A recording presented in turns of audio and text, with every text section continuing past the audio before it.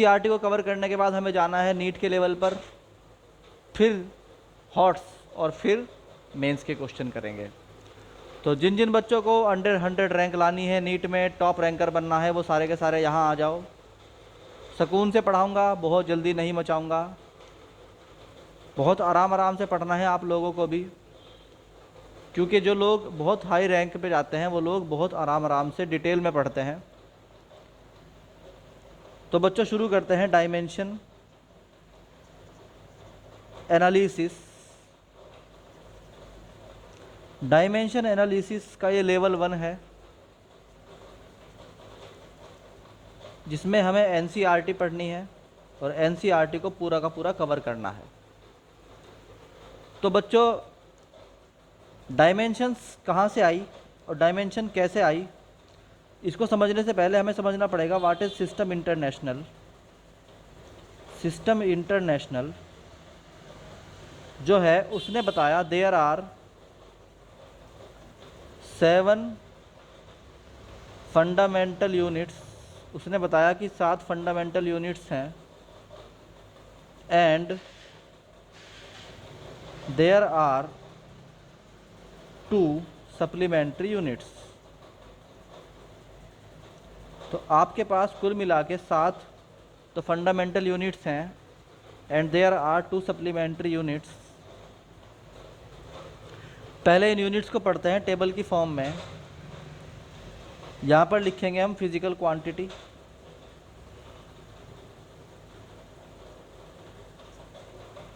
फिर उसकी यूनिट, फिर उसकी डायमेंशन। आई बात समझ में? तो पहली फंडामेंटल क्वांटिटी है हमारी लेंथ, दूसरी है मास,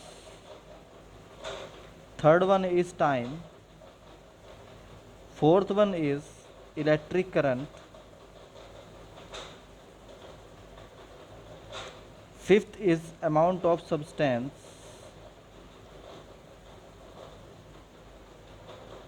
six is thermodynamic temperature, and 7 is luminous intensity।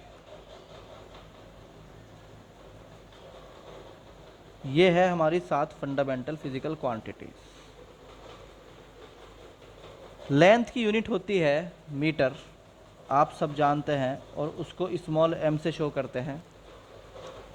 मास की यूनिट होती है किलोग्राम, जिसको हम केजी से रिप्रेजेंट करते हैं। टाइम की होती है सेकंड, जिसको हम एस से रिप्रेजेंट करते हैं या SEC। इलेक्ट्रिक करंट की होती है एम्पियर, जिसको हम A से शो करते हैं। अमाउंट ऑफ सब्सटेंस की होती है मोल, जिसको हम MOLE ही लिखते हैं। और थर्मोडायनेमिक टेम्परेचर की होती है केल्विन, जिसको हम K से रिप्रेजेंट करते हैं। और ल्यूमिनस इंटेंसिटी की होती है कैंडिला, जिसको हम CD से रिप्रेजेंट करते हैं। अब आओ इनके डायमेंशंस पर। Dimension of metre is L, dimension of mass is M, dimension of time is T, dimension of current is A, dimension of amount of substance is MOL mole, dimension of thermodynamic temperature is theta, and dimension of luminous intensity is CD। ये हमारा basic knowledge था, एक बार और revise कर लेते हैं।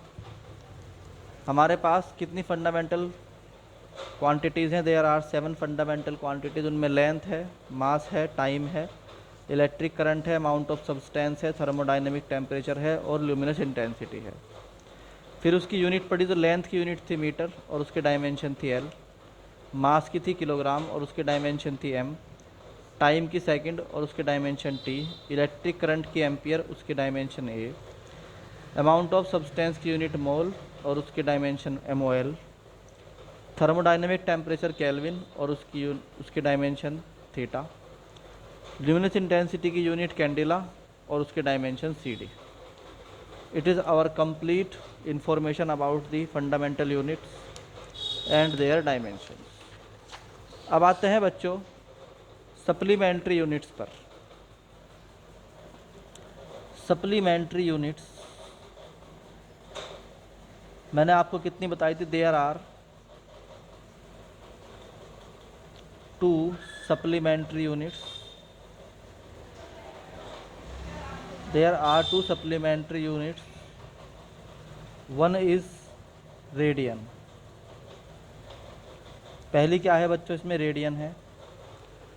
Radian कहाँ से आई और रेडियन क्या है? Radian is the unit of, radian is the fundamental unit of, fundamental unit of plane angle। Plane angle, plane angle क्या होता है कि अगर आप दो लाइन ऐसे बना दें और जो उसमें इंटरसेक्शन पॉइंट है ओ, उसको सेंटर मानकर और यहाँ पे एक आर्क खींचें, तो it will be like the part of circle and this segment is called arc, this is called radius। और ये दोनों की दोनों रेडियस बराबर होंगी, this will be r so it will be r। तो बच्चों एंगल जो होता है प्लेन एंगल, उसका फार्मूला होता है आर्क अपॉन रेडियस, एंड इसकी यूनिट होती है रेडियन। आई बात समझ में? तो ये एंगल हो गया थीटा। अगर आप इस डायग्राम की बात करें तो एंगल थीटा इक्वल टू हो जाएगा ए अपॉन आर, क्योंकि आर्क जो है उसकी मैंने लेंथ मान ली है ए और यूनिट हो जाएगी रेडियन। आई बात समझ में?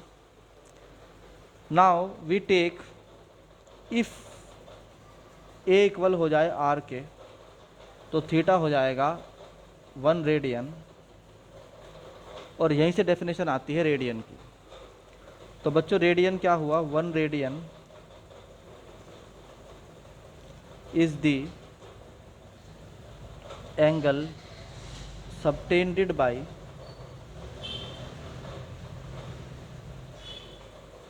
arc on center of a circle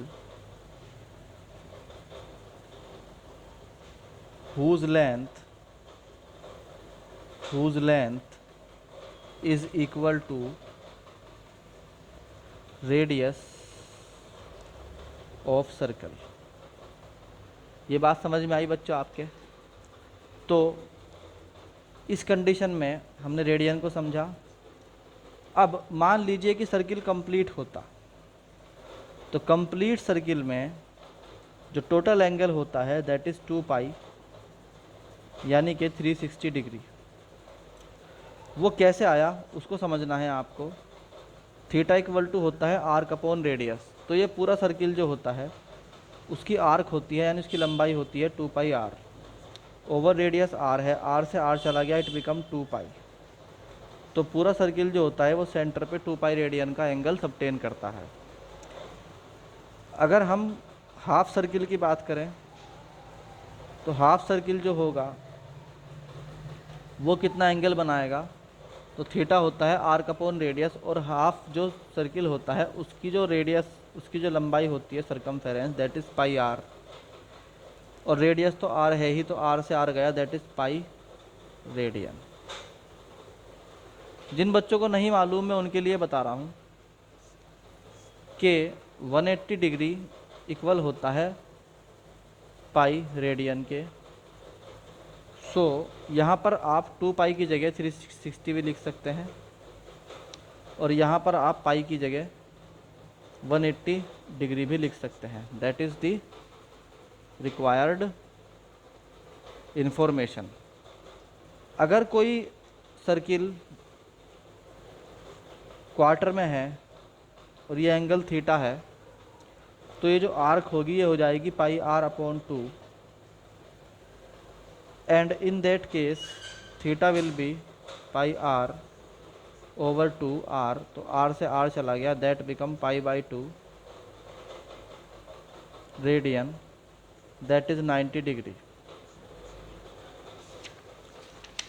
बहुत सारे बच्चे जिनको इन्फॉर्मेशन नहीं है, मैं उनके लिए बता रहा हूँ कि ये नोट्स बना के रखो। ये बहुत काम आने वाली चीज़ है आपको। अगर आपको इनकी पीडीएफ फाइल चाहिए तो कमेंट में लिखें, या मेरे व्हाट्सएप ग्रुप से जुड़ जाओ, या मेरे टेलीग्राम से जुड़ जाओ, वहाँ पर मैं इसकी पीडीएफ डाल दूँगा। तो ये था हमारा प्लेन एंगल। दूसरी हमारी सप्लीमेंट्री यूनिट है, that is steradian.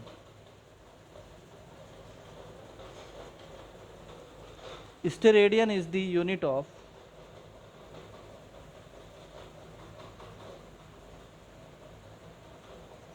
Solid angle. ये किसकी यूनिट है? सॉलिड एंगल की। सॉलिड एंगल क्या होता है समझो। मान लीजिए आपके पास ये एरिया है and that is area A. ये एरिया कितना है? ए है। इस एरिया की, ये पूरा एरिया जो है किसी पर्टिकुलर सेंटर पे या किसी पर्टिकुलर पॉइंट पर 3D में एक एंगल बनाता है और उसको हम बोलते हैं omega, that is solid angle. और ये रेडियस बन जाती है आर। तो सॉलिड एंगल का जो फार्मूला होता है that is solid angle equal to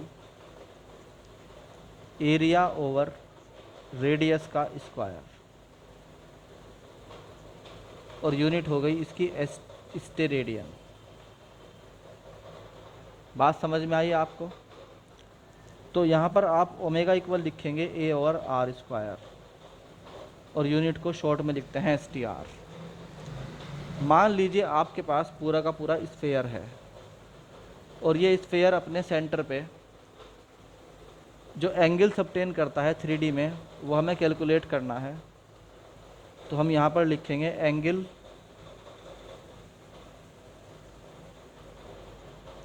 subtended by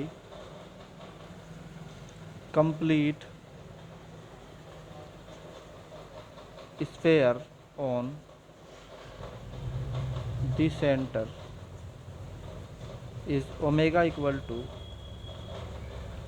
area of sphere होता है 4 pi R square upon R square. R square से आर स्क्वायर चला जाएगा तो ये बन जाएगा 4 पाई।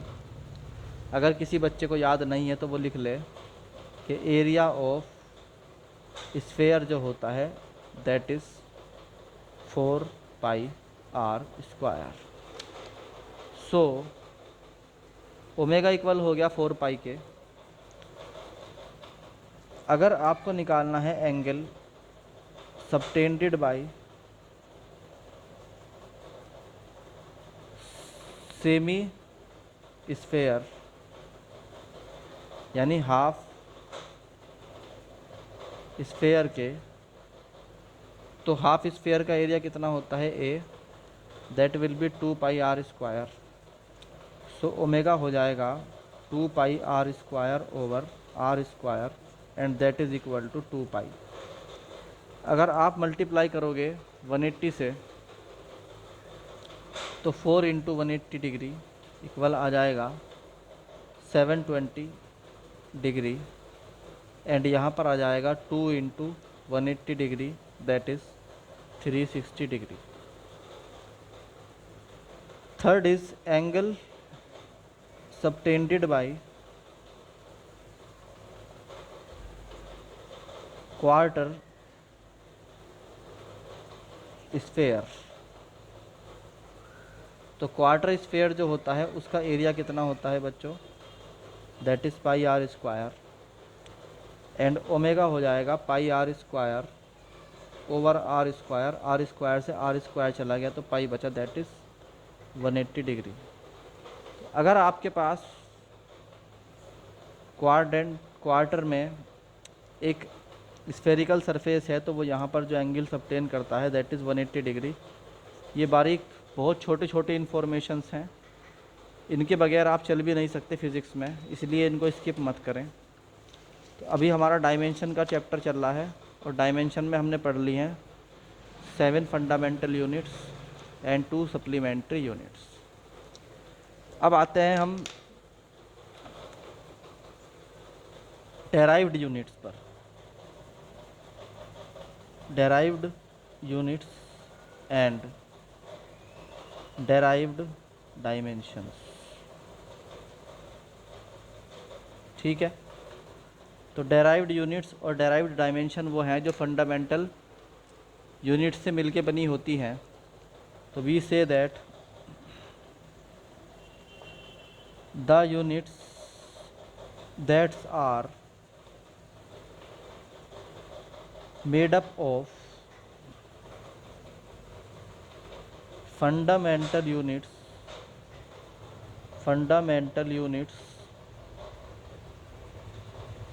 are called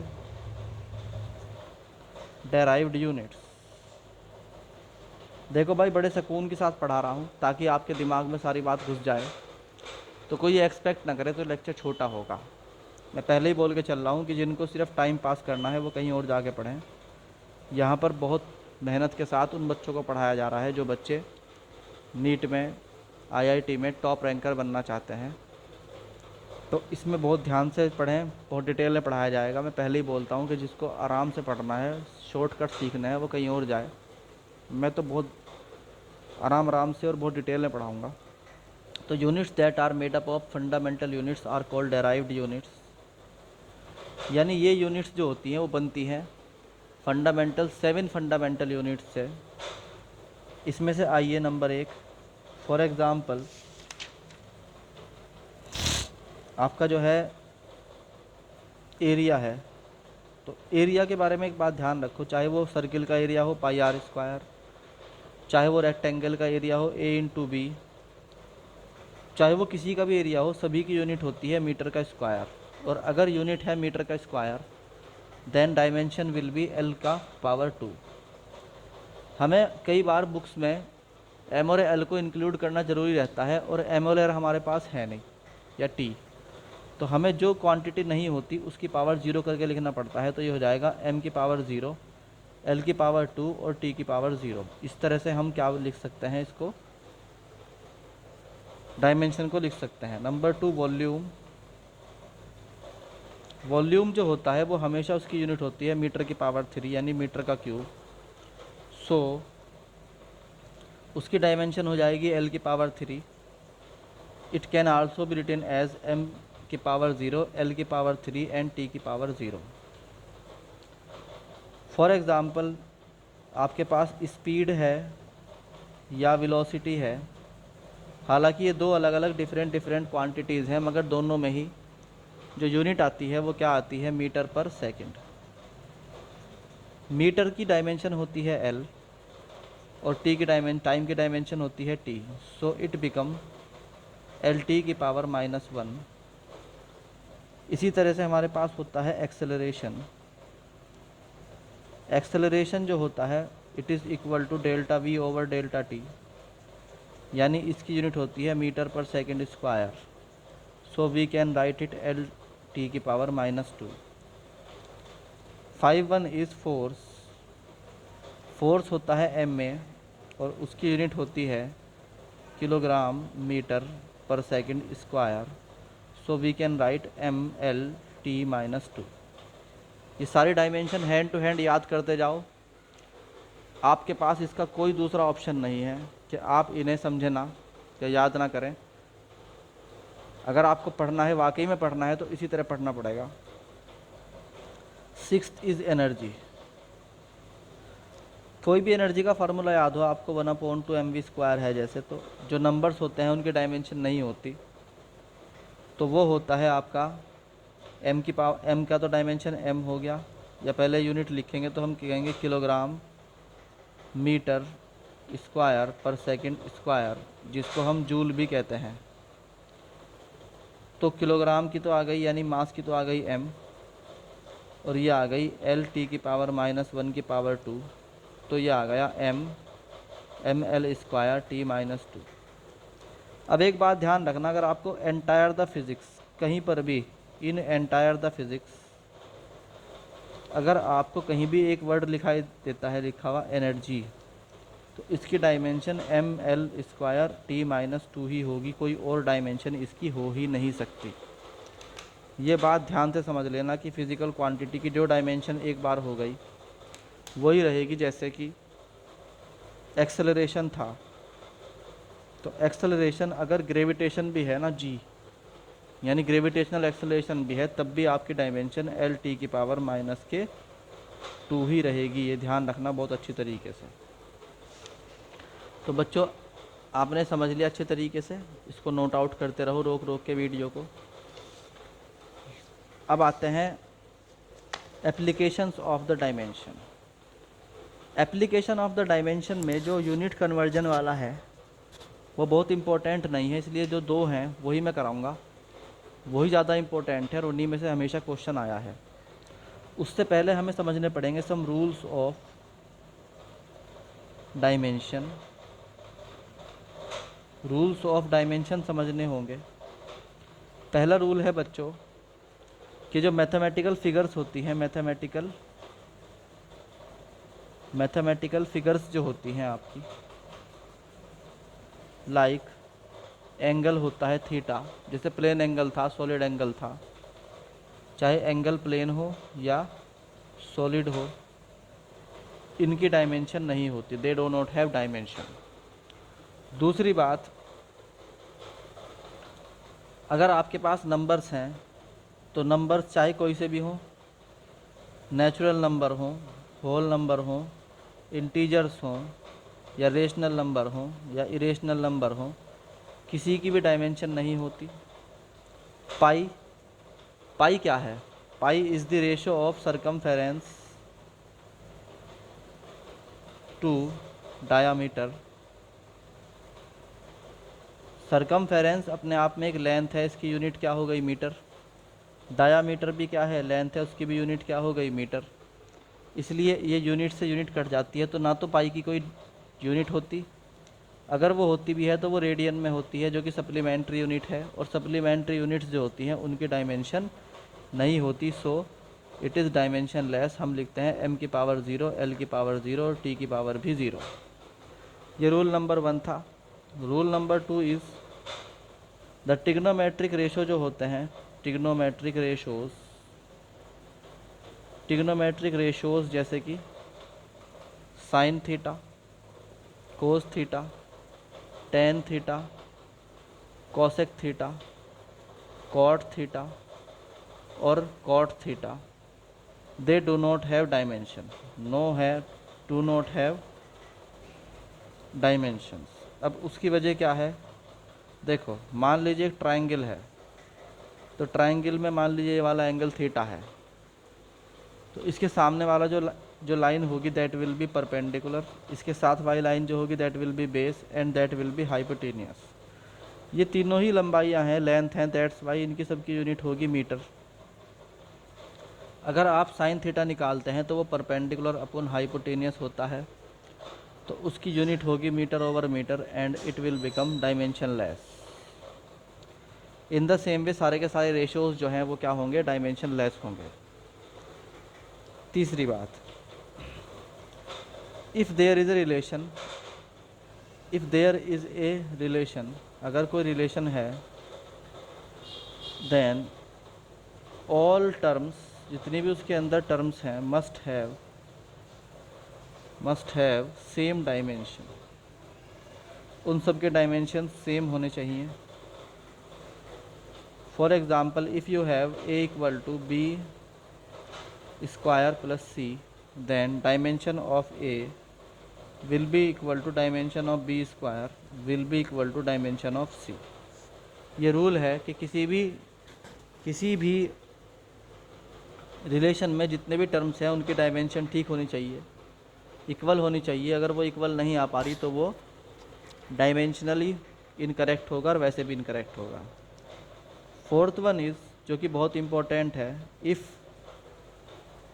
a relation is dimensionally incorrect, then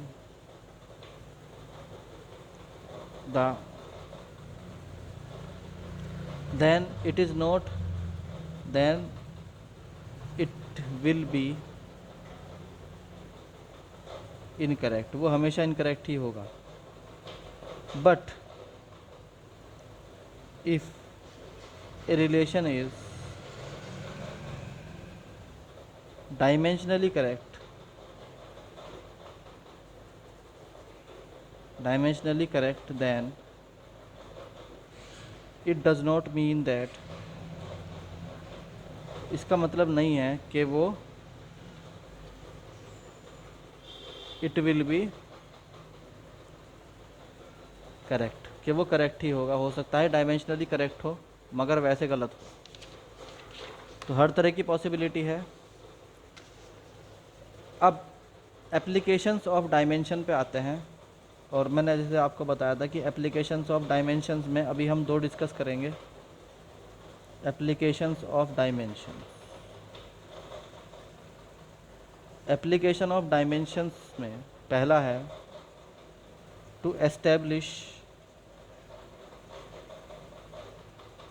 the relation,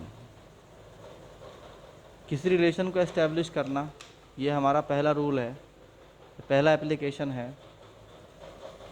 इसको सीधे एग्जांपल से समझाऊंगा मैं। Suppose you have a pendulum, और उसका जो बॉब है उसका मास है m, और इसकी जो लेंथ है दैट इज़ l, और इस जगह पर ग्रेविटी की वैल्यू है g। तो वी आर गिवन दैट, ये क्वेश्चन है, time period of pendulum depends on mass of bob, length of string and gravitation g, then establish the formula.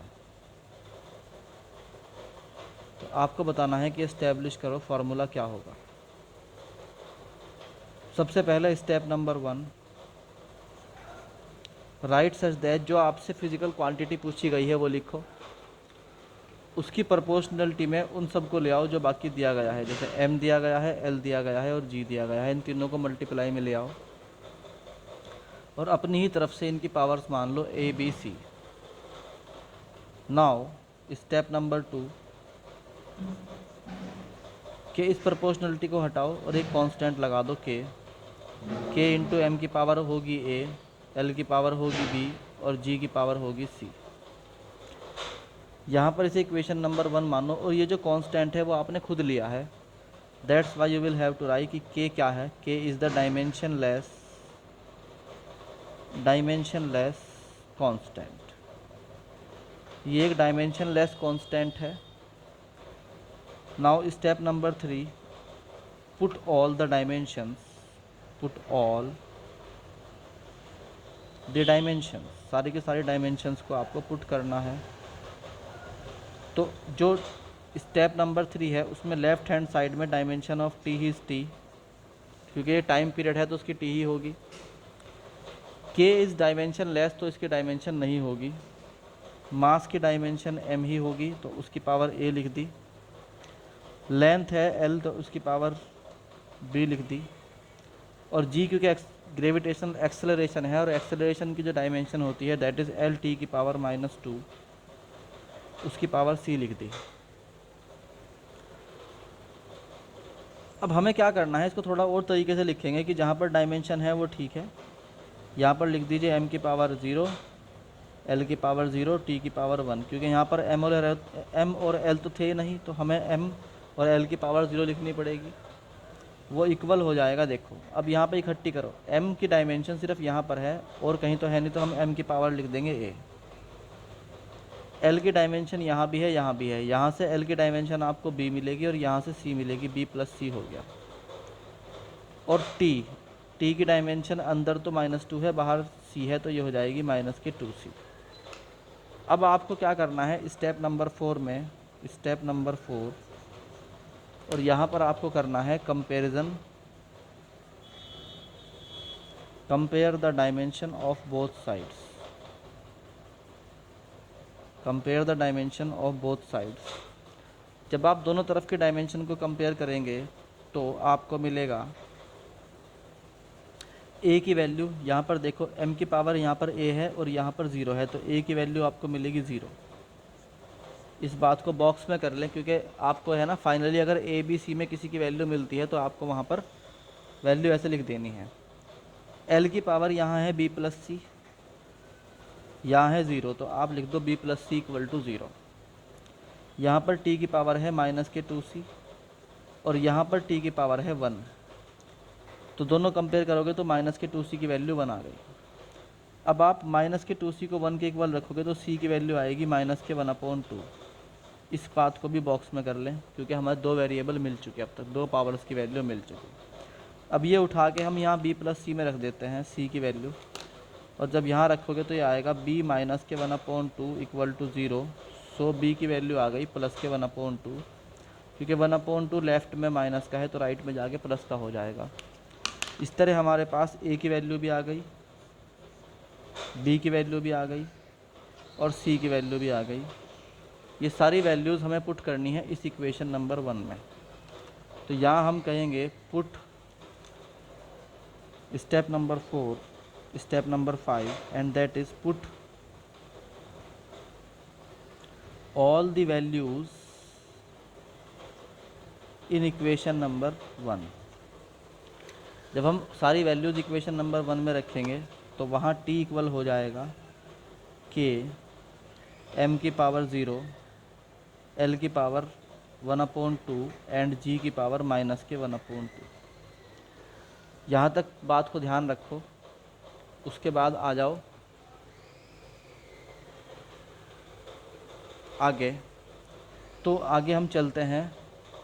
यहाँ देखो बच्चों, k था डायमेंशन लेस कांस्टेंट, तो t इक्वल आ जाता है जिसकी पावर 0 होती है दैट इज़ बिकम 1, तो k के साथ 1 लिखेंगे, मल्टीप्लाई बाई जो चीज़ होती है जिसकी पावर 1/2 होती है तो वो आता है रूट में, तो रूट में l हो जाएगा। और क्योंकि पावर यहाँ पर 1/2 है मगर माइनस में है तो ये आ जाएगा √g नीचे। तो t इक्वल हो जाता है k √L/g। That is our required formula. अब क्योंकि ये फार्मूला हमारे सिलेबस के अंदर से है और हम जानते हैं कि k जो होता है ना उसकी वैल्यू होती है 2π, तो t इक्वल हो गया है 2π √L/g, और ये है पेंडुलम का टाइम पीरियड का फार्मूला। ये हमारा एप्लीकेशन नंबर 1 था। होप आपको समझ में आया होगा। अभी लेवल 1 ही चल रहा है, NCERT लेवल, इसलिए ध्यान से बने रहें। मैंने पहले ही कहा था कि जिस बच्चे को तोड़ फोड़ करनी है और तेज़ी से भागना है वो कहीं और जाके पढ़ ले, मैं तो बड़े आराम से पढ़ाऊँगा।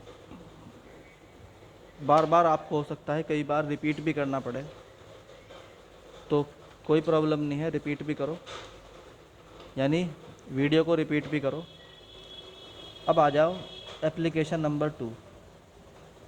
एप्लीकेशन नंबर 2 है, एप्लीकेशन नंबर 2, एप्लीकेशन नंबर 2 है to check the correctness of a relation. किसी रिलेशन को डायमेंशनली करेक्ट करना है, आप चेक करना है वो करेक्ट है या नहीं है।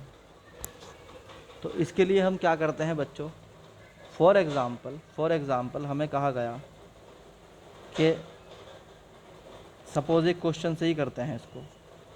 एक क्वेश्चन दिया गया कि चेक करके बताओ कि अगर एक फार्मूला है F = mv²/r², क्या ये फार्मूला डायमेंशनली करेक्ट है या नहीं है। Where F is the force, F क्या है बच्चों, फोर्स है, m is the mass, v is the speed या वेलोसिटी, और r इज़ द रेडियस। तो ये बताना है हमें कि ये फार्मूला डायमेंशनली करेक्ट है या नहीं है। इसमें हमें चेक करना होगा सबसे पहले कि how many terms are there are only 1 term. Left hand side में LHS और राइट हैंड साइड में भी एक ही टर्म है। तो सबसे पहले हम लेंगे लेफ्ट हैंड साइड और उसके डायमेंशन निकालेंगे, वो है f की डायमेंशन अभी पहले बता चुका मैं आपको, ये होती है mL/2। इस तरह से हमारे पास आ गई फोर्स के डायमेंशन, इसे इक्वेशन नंबर 1 कह दिया। अब हम राइट हैंड साइड के डायमेंशन निकाल लेंगे, वो है mv²/r²। m की डायमेंशन पुट करो, m होती है, l की डायमेंशन होती है v की डायमेंशन होती है LT - 1 उसका स्क्वायर, ओवर रेडियस जो है वो लेंथ है उसका स्क्वायर हो जाएगा। जब आप इसे ऊपर लेके आओगे तो ये m रह जाएगा, यहाँ l की पावर 2 है ऊपर, t की पावर -2 है और ओवर l की पावर 2 है। l की पावर 2 से l की पावर 2 चली गई। और डायमेंशन क्योंकि हमेशा लिखी जाती है स्क्वायर ब्रैकेट में, ये बात मैं बताना भूल गया था, अब याद रखो इस बात को। तो यहाँ m t की पावर -2 आ गया है राइट हैंड साइड में, इसे इक्वेशन नंबर 2 कहते हैं। तो हमें पता है और साफ दिखाई दे रहा है कि लेफ़्ट हैंड साइड की जो डायमेंशन है वो है ml t की पावर -2 और राइट हैंड साइड की जो डायमेंशन है दैट इज़ m t की पावर -2, और ये दोनों आपस में इक्वल नहीं है। तो हम कह सकते हैं from equation 1 and 2 dimension of left hand side is not equal to dimension of right hand side. So हम कह सकते हैं कि the formula is dimensionally incorrect. So formula is या given relation is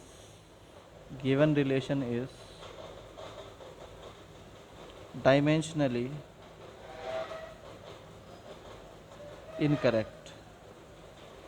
that is our required answer.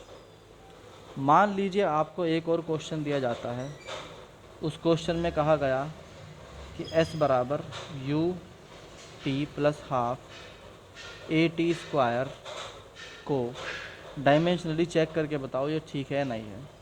तो अब की बार हमारे पास जो टर्म है वो देयर आर 3 टर्म्स। सबसे पहले हम निकालेंगे डायमेंशन ऑफ s क्या है, इस फॉर्मूले में s होता है डिस्प्लेसमेंट या डिस्टेंस, तो उसकी यूनिट होती है मीटर और उसकी डायमेंशन l होती है। इसको हमने इक्वेशन नंबर 1 लिखा। उसके बाद होता है u t, here u is the initial speed या इनिशियल वेलोसिटी, तो उसकी डायमेंशन होगी l t की पावर -1, और टाइम है t, तो टाइम है तो इसलिए होगी उसकी टाइम की t ही होगी। यहाँ दोनों पावर्स आपस में कट जाएंगी, इट बिकम्स l। ये हो गई इक्वेशन नंबर 2। उसके बाद हाफ ए टी स्क्वायर आता है, उसकी डायमेंशन निकाल लेंगे। तो रूल्स याद करो कि 1/2 की कोई डायमेंशन नहीं होती। a यानी एक्सेलरेशन की डायमेंशन होती है l t की पावर -2, और t जो है वो टाइम है तो उसकी पावर हो गई 2। ये दोनों आपस में कट गए तो यहाँ बचा l ओनली। इस तरह इक्वेशन नंबर 3 हो गई। तो from equation 1, 2 and 3 we can say that the given relation is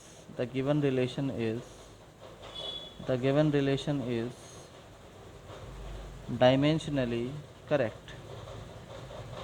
that is our answer, और यही था हमारा जो था क्वेश्चन। तो अब बच्चों हमने समझा है बेसिक। हमारे नेक्स्ट जो है अभी लेवल 1 चल रहा है, और लेवल 1 में हमने आज थ्योरी पढ़ ली सारी की सारी। Now we take all the NCERT questions. NCERT के क्वेश्चन लेवल 1 में ही चलेंगे, लेवल 1 का पार्ट 2, उसमें NCERT के सारे क्वेश्चन चलेंगे। उस पे जाइए, फिर लेवल 1 क्रॉस करने के बाद हम आते हैं फिर नीट के PYQs और इम्पोर्टेंट क्वेश्चन पर। तो बने रहो भाई।